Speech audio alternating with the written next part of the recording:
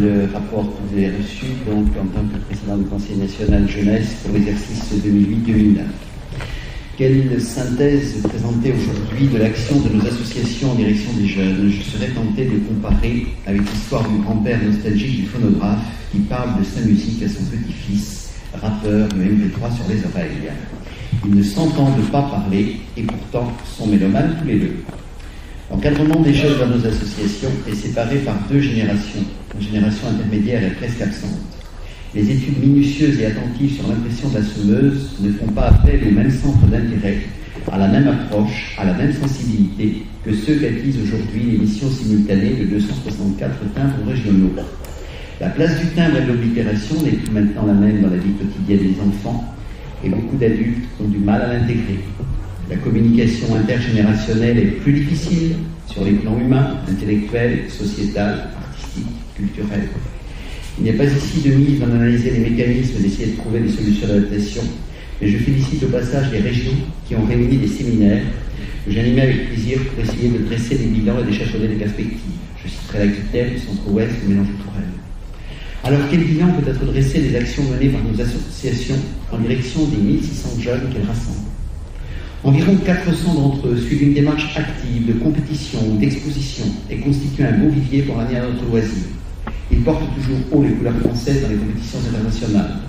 Néanmoins, il ne faut pas se voiler la face et on doit reconnaître qu'entre 100 et 200 autres jeunes sont inscrits complètement par un grand-père bienveillant qui espère transmettre le flambeau, mais ces jeunes ne sont pas des adhérents actifs.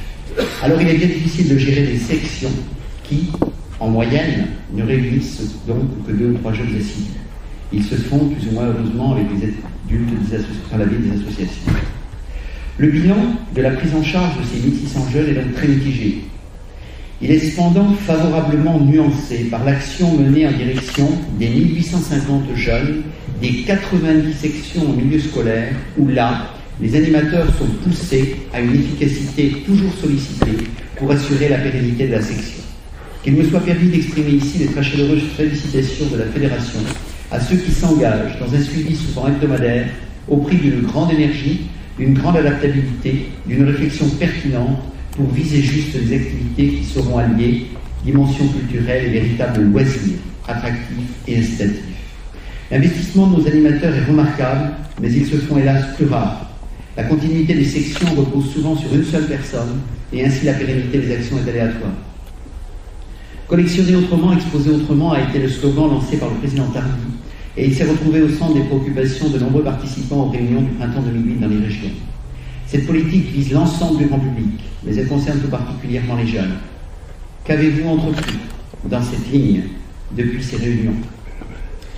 D'assez nombreuses occasions m'ont été données, heureusement, de me conforter dans l'idée que jeunes et néophytes ne seront plus conquis par notre loisir que s'il est en phase avec l'air du temps.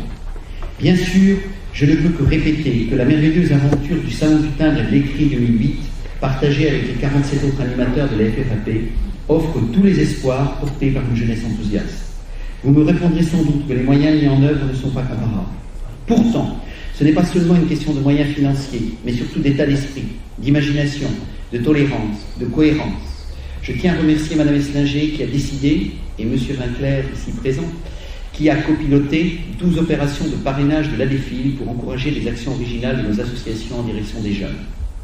Il m'a été donné de participer durant cette année à des manifestations régionales plus réussies que ces années passées. Sans doute qu'une prise de conscience a poussé heureusement les organisateurs à faire preuve d'initiatives fructueuses, organiser un concours de mail-art en milieu scolaire et remettre les prix dans l'enceinte de l'exposition le samedi après-midi est un gage de fréquentation familiale.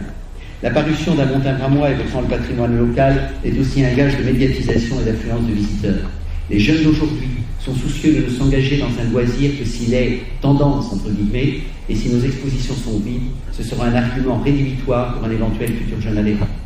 Je remercierai ici tous ceux qui me permettent de continuer d'assurer le pilotage fédéral des actions en direction des jeunes, les instances de la FFAP, de Philapos et d'Adefil, nos partenaires bienveillants au sein du négoce, de la presse, de l'édition, ma très fidèle équipe du Conseil national jeunesse, en particulier ma secrétaire Marie-Jeanne Joly, et nos émissaires à l'étranger, Michel Manchon et Marcel Nadal, qui vient d'être récompensé. Tous les animateurs qui agissent encore très efficacement, tous ceux qui croient en mes idées un peu révolutionnaires et me donnent l'occasion de les mettre en œuvre.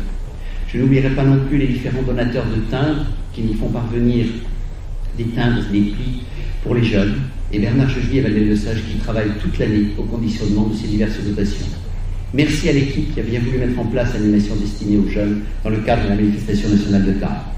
Avec Timbre Passion 2007 à Dole, nous avons voulu concevoir un concept le plus dynamique de notre loisir, diversifiant et élargissant les contenus d'une nouvelle manifestation consacrée aux jeunes. Je remercie l'équipe de Villeneuve-sur-Lot, ici présente, qui a bien voulu reprendre le flambeau pour organiser à l'automne 2010 qui a bien voulu reprendre le flambeau pour l'organiser à l'automne 2010.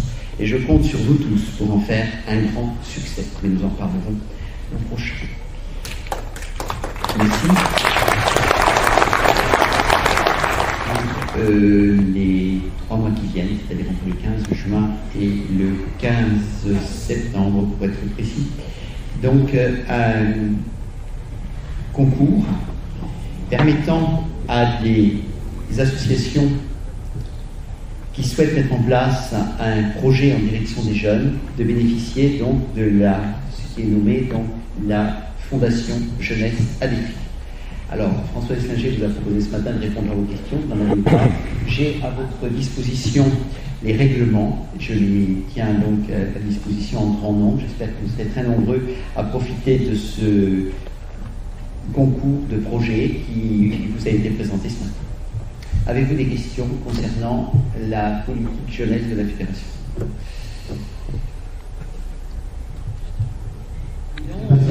Peut-être que pendant ce temps-là, vous aurez des questions qui surgiront.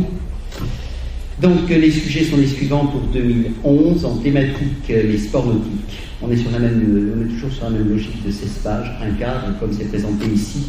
Je soulignerai au passage d'ailleurs qu'il y a une certaine fidélité d'un certain nombre d'associations à ces concours nationaux qui cette année encore sont récompensés par le trophée Adéfil, donc cette belle œuvre d'art qui évoque la Marianne de la Mouche. Donc les sports nautiques thématiques. En traditionnel, le timbre vert d'usage courant, tarif de la lettre simple, pli non urgent depuis 1974. En classe ouverte, les marchés de Noël et donc le prix de la défile. Ce sera donc 2 des 3 sujets traités par la même association aujourd'hui. Merci Philippe. Avez-vous des questions?